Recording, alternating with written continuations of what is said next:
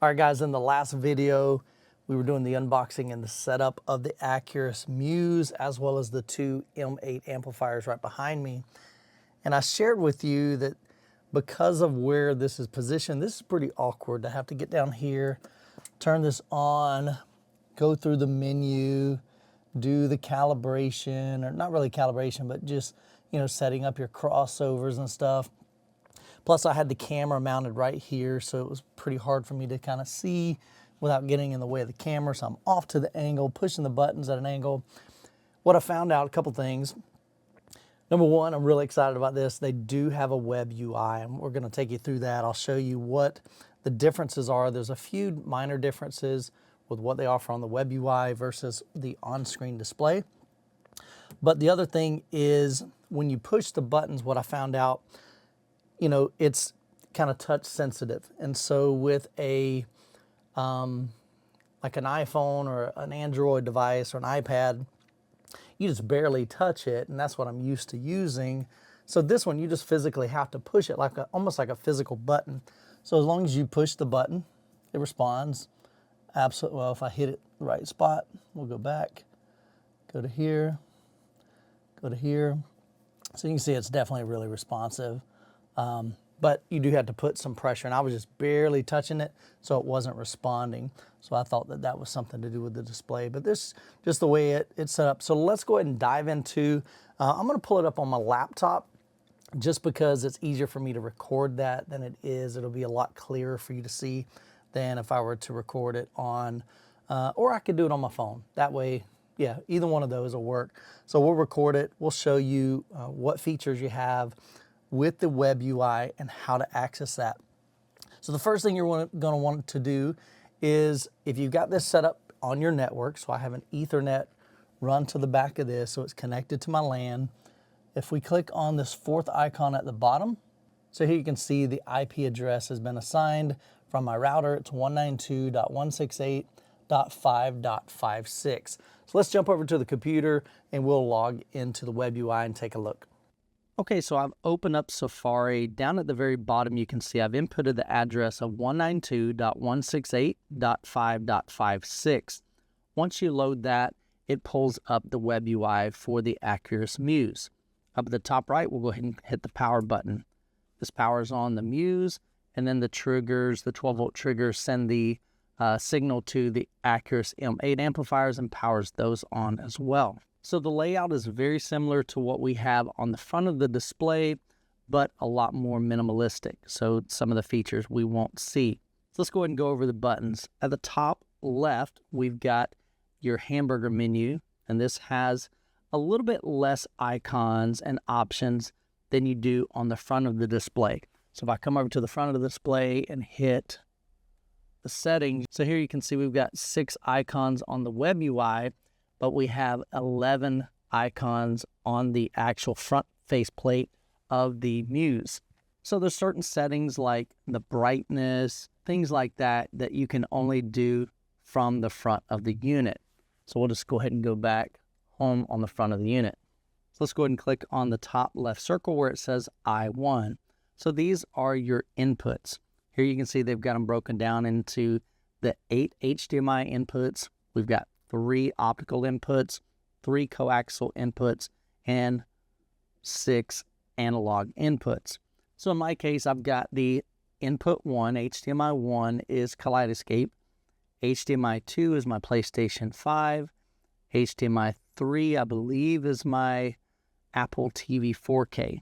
Now one thing to note is there's not a way to name these inputs. So I can't name I1 Kaleidescape. So you're just going to have to remember which input you have connected to the back of the unit. So if we wanted to select to input number 2, which is my PlayStation 5, we can easily do it there. And on the front, it changes to input 2. So if I click back, one thing I want to show you is kind of interesting. So let's say my volume here is set to, let's just go 30. And right now we've got this set to, let's just say we leave it to stereo. Now we're going to go ahead and come back here and select input 1 and go back, and I'm going to set this to 15 and we're going to use the sound mode of auto. So now you can see we've got auto, sound mode, 15 volume, and if I change to input 2 and go back, you'll notice it went back to the 29 or the 30 and in stereo. So it remembers what settings you use for each input, which I think that's pretty cool. So going back into those sound fields, here you can either set it to auto if you like listening maybe to music in direct mode or stereo, or if you know you want to be in Dolby or DTS, you can easily choose that. There's a party mode, a night mode as well. So I pretty much leave these on auto and let whatever the incoming signal, that's going to be the outgoing processing. Only thing I might want to do is, let's say I'm listening to a 2-channel recording, I may want to come in here and manually tell it to be a Dolby or DTS or like an upmixed version. But for now, we're just going to leave that on auto and click back, and I'm going to go back to input 1. To the right of the volume, we've got a mute button, so you can hit the mute button, and that's signified by the red circle around the icon, as well as the numerical value is red as well. So we'll go ahead and uncheck that. To adjust the volume, we can tap the up or the down, but we can also click in here and we can type in, say, 50 and hit done. So now that unit is at 50 volume, we can see right here. Go back down to 30, hit done. So you'll see it still leaves like a little halo around the circle or around the numerical value until you actually click on the plus or the minus. Now we can go back into the settings, and here we have our 6 icons. We've got our speaker settings here. This is one way that you can use to hear your pink noise. So let's say we want to level match all of our speakers with an SPL meter. If I have the left highlighted where it's blue, come down here and change that to pink noise, you can hear the pink noise right now. So we'll go ahead and turn that off. We can go to center, turn that on. Then we turn that off. Now my network isn't the greatest here in the theater room, so sometimes you'll see an hourglass down here where that PEQ is. That's just it's trying to sync up with my network. So if we go to right, turn on the pink, you can see that little hourglass down there. Turn that off. So another thing I figured out is, let's say if we have the left and we want to cycle through each one of them, we can come down and hit pink and then scroll back up and double tap the center and it'll switch to the center, double tap on right and it'll switch to the right. So let's turn on the pink noise. We'll double tap center. Now it's coming out of my center. Double tap the right, and now it's coming out of the right. Go ahead and scroll down and turn that off. So here you can see I've got the system configured to a 7.2.4. So we've got 7 bed layer, 4 height speakers, and then we've got 2 subwoofers up front. If you want to make any adjustments to any of these individual speakers or the subs, we can click on the one that we want. Here we have the left selected, and you can see it's designated right here by left. Then we can adjust a delay. We can set our level. If you need to change polarity, if you're wanting to run these as small or large, to determine what crossover is being set to the subwoofers, you can set all of that here. Now down at the bottom, we do have some options for PEQ if you want to manually add some adjustments. Let's say you take a measurement of your center channel speaker and maybe there's a peak at a certain frequency and you want to reduce that. You can do that. We have a 5-band PEQ, parametric EQ. So you would click on that and then you can see you can adjust the frequency. You can adjust the gain for that frequency and the Q for that frequency. Same thing by turning on all of these, we can see.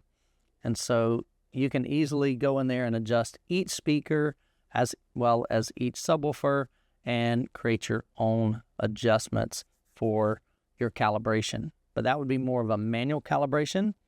Now, I'm assuming, and I don't know this yet until after I run it, once we run their calibration software, we may be able to come back in here and see what adjustments it's made to each one of those channels, if it's made some adjustments there. So that is what we have in the first one. We can click on Dolby, and you've got two options here. You can enable on or off dynamic range control.